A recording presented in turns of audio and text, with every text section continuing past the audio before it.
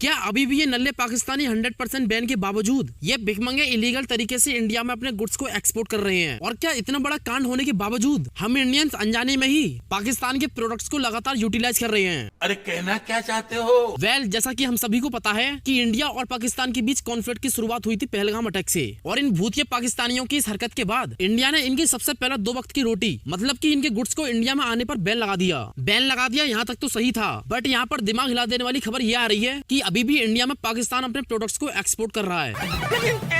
ऐसा कैसे हो सकता है? मजे की बात इसमें ये है कि ये बकरी चोर डायरेक्ट अपने गुड्स को इंडिया में नहीं भेज रहे हैं, बल्कि ये पहले अपने गुड्स को यूएई में भेजते हैं, जहाँ पर कि यूएई में उनकी पैकेजिंग या फिर हम कह सकते हैं कि प्रोसेसिंग होने के बाद उनके ऊपर मेड इन यूएई लिखकर उनके ऊपर यूएई का ठप्पा लगा दिया जाता है। बड़ा हरामी हो बेटा। और जब उस पर यूएई का ठप्पा लग जाता है तो मजबूरन इंडिया को उस पर 0 ड्यूटी इम्पोज करनी पड़ती है। और पाकिस्तान की ऐसी दोगली नस्लियत को देखकर इसको रिफॉर्म करने के लिए इंडियन गवर्नमेंट एक्शन भी ले रही है। अब आपका सुलेमानी खुजे आएगा और बोलेगा कि आखिर ये पॉसिबल कैसे है। उसका रीजन है कि यूएई सिर्फ एक कंट्री नहीं बल्कि एक ट्रांसशिपमेंट हब है। इसी के चलते बड़ी बड़ी कंपनीज यूएई को अपनी टूटी हुई टांग की बैसाखी बनाकर इंडिया में अपने प्रोडक्ट्स को सेल करती हैं, जिनके देखा देखी पाकिस्तान वालों ने भी इनका रास्ता अपना लिया। अब ऐसे में पाकिस्तान अपने डेट्स को यूएई में भेज रहा है और वहाँ से इनकी प्रोसेसिंग कराकर उन पर यूएई का ठप्पा लगाकर उनको इंडिया में एक्सपोर्ट कर रहा है। अब तुम्हारे अंदर का सुलेमानी फिर जागेगा और कहेगा कि आखिर हम यूएई के प्रोडक्ट्स को मना क्यों नहीं कर सकते।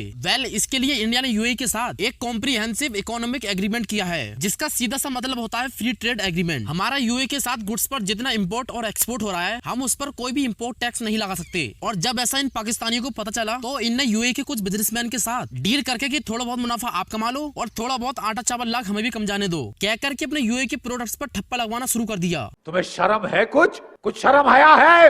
अब पाक की इसी नापाक हरकत को आइडेंटिफाई करने के लिए इंडिया ने एक नया रूल इंडिकेट किया है, जिसको कि हम कहते हैं रूल ऑफ ओरिजिन। अब इंडिया का कहना है कि यूएई से जो डेट्स आ रहे हैं क्या वो यूएई बेस्ड हैं या फिर उनका प्रोडक्शन यूएई में हो रहा है, और अगर हो रहा है तो हमें उसका पुख्ता सबूत चाहिए। अब आखिर हम ये पता कैसे करेंगे कि किसी प्रोडक्ट का प्रोडक्शन उसी देश में हो रहा है, और आखिर ये रूल ऑफ ओरिजिन काम कैसे करता है?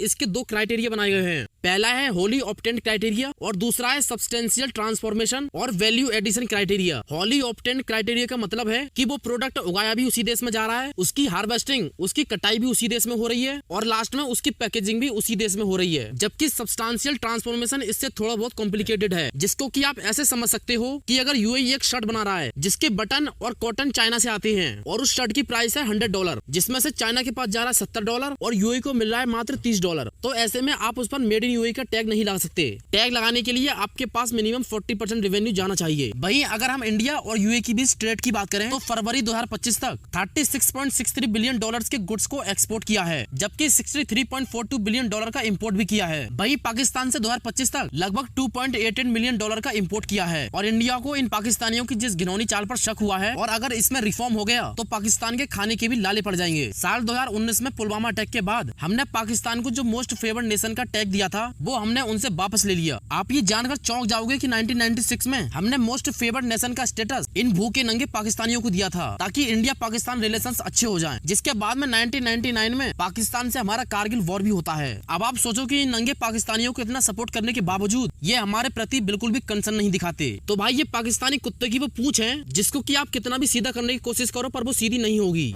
क्या बात कर रहे हैं? कैसी लगी आपको मेरी ये वीडियो? अगर टॉपिक समझ में आया तो वीडियो को लाइक करो, कमेंट करो और चैनल को सब्सक्राइब करो।